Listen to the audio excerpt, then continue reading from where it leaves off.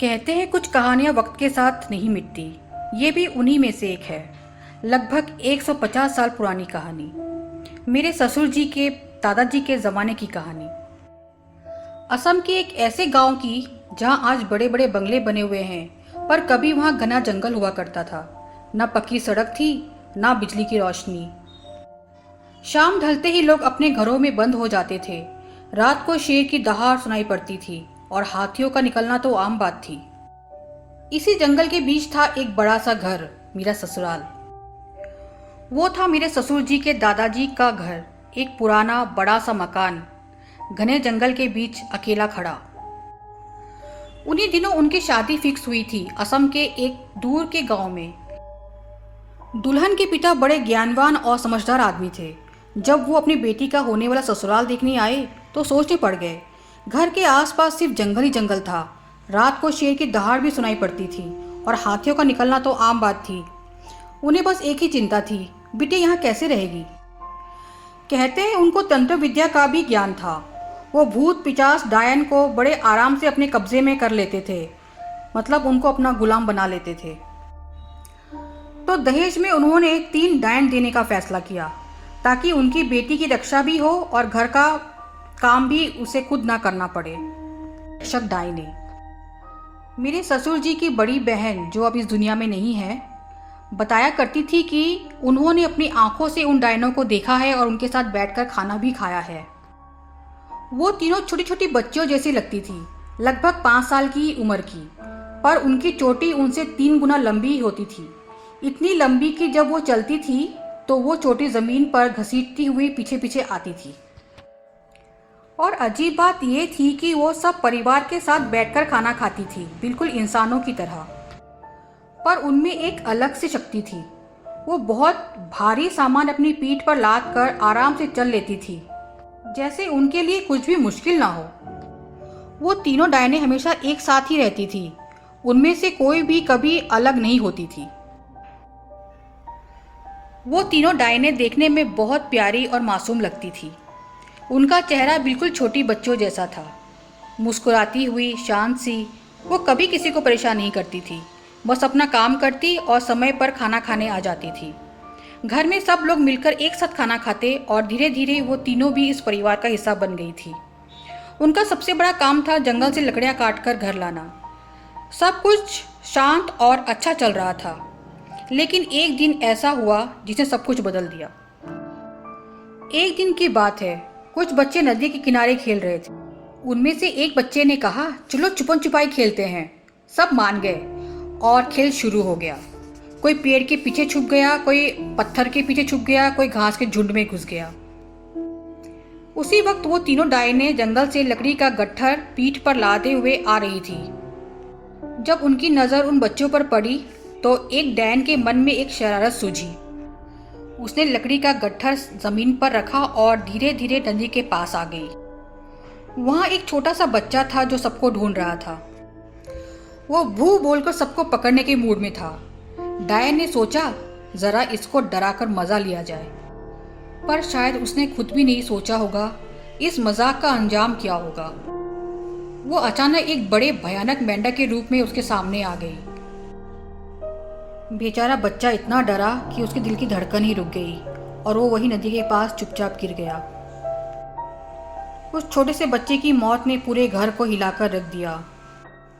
जो लोग पहले डायनों को देखकर मुस्कुराते थे, अब वही लोग उन्हें कोसने लगे। घर में हर चेहरे पर गम और डर सा छाया हुआ था। कुछ लोग गले लगकर रोते तो कुछ चुपचाप कोने में बैठकर सोच रहे थे, अगर ऐसे ही चलता रहा तो कल कोई और भी नुकसान हो सकता है। फैसला ये हुआ कि अब इन डायनों को ऐसे ही नहीं रहने दिया जाएगा, कुछ करना पड़ेगा। अब देर नहीं किया जा सकता। उस छोटे से बच्चे की मौत ने पूरे घर को हिलाकर रख दिया। जो लोग पहले डायनों को देखकर मुस्कुराते थे, अब वही लोग उन्हें कोसने लगे। घर में हर चेहरे पर गम और डर सा छाया हुआ था। कुछ लोग गले लगकर रोते तो कुछ चुपचाप कोने में बैठकर ये सोच रहे थे, अगर ऐसे ही चलता रहा तो कल कोई और भी नुकसान हो सकता है। फैसला ये हुआ कि अब इन डायनों को ऐसे ही नहीं रहने दिया जाएगा, कुछ करना पड़ेगा। अब देर नहीं की जा सकती। तब एक तांत्रिक को बुलाया गया। उसने कहा, इन डायनों को किसी पेड़ में बांध देना होगा, तभी ये किसी का नुकसान नहीं कर पाएंगी। अगले दिन तांत्रिक ने एक आम का पेड़ चुना। मंत्रों की ध्वनि गूंज उठी और एक के बाद एक तीनों डायने उस पेड़ के अंदर समा गई। कहते हैं तब से वो पेड़ हरा भरा रहता है, कभी सूखता नहीं। उस पर कभी कोई फल भी नहीं लगा। लेकिन कहानी खत्म नहीं हुई थी। कुछ कहानियां कभी खत्म नहीं होती। सालों बाद एक आदमी अपनी गाय को ढूंढने जंगल में गया। शाम ढल गई और रात होने लगी। वो आदमी टॉर्च जलाकर इधर उधर देख रहा था, लेकिन गाय का कुछ पता नहीं था।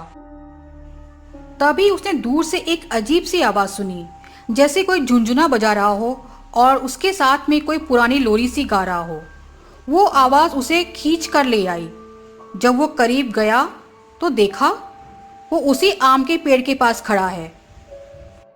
उसने सर उठाकर देखा तो पेड़ की डाल पर तीन तीन बच्चियां बैठी थी, वही प्यारी सी शक्ल वाली, वही लंबी चोटियां जो नीचे की ओर झूल रही थी और हाथों में झुनझुना। वो हल्की हल्की धुन पर गाना गा रही थी और जैसे ही उस आदमी की नज़र उन पर पड़ी, तीनों ने एक साथ उसके नाम को लेकर पुकारा। उसका कलेजा मुंह को आ गया। गाय कहाँ गई उसे याद ही नहीं रहा। बस वो जान बचाकर भागा, सीधा घर पहुंचा और बेहोश हो गया। तब से लोग कहते हैं शाम के बाद कोई भी उस जंगल में नहीं जाता। अब तो वहाँ कुछ स्टोन क्रशर भी बन गए हैं। जंगल का ज़्यादातर हिस्सा काट दिया गया है, लेकिन वो आम का पेड़ आज भी वही है, हर मौसम में हरा भरा, कभी सूखता ही नहीं।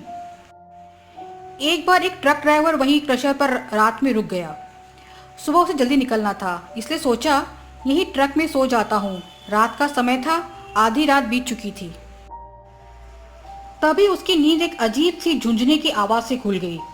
उसने ट्रक के शीशे से झांककर देखा, सामने के आंगन में तीन छोटी बच्चियां गोल गोल घूमकर नाच रही थी।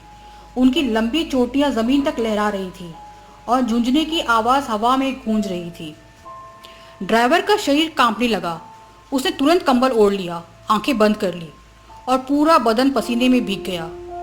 कहते हैं उसने पूरी रात आंखें नहीं खोली, बस कांपता रहा, क्योंकि उसे लग रहा था वो बच्चियां उसके ट्रक के पास आ रही है। सुबह जब लोग आए तो ड्राइवर ट्रक के अंदर पड़ा था, पसीने से भीगा हुआ, आंखें लाल, शरीर कांप रहा था और वो बुखार से तप रहा था। उसने रात की सारी कहानी उन्हें सुनाई। वो इतना डर गया था कि उसने बाद में वो काम छोड़ दिया और बिहार चला गया। कहानी तो ख़त्म हो गई, पर वो जंगल का राज आज भी जिंदा है। कहा जाता है शाम ढलते ही कोई भी वहाँ रुकना नहीं चाहता। शायद वो तीनों अब भी वहीं हैं, जंगल के साए में, झुंझुने के साथ और किसी और रात का इंतज़ार करती हुई।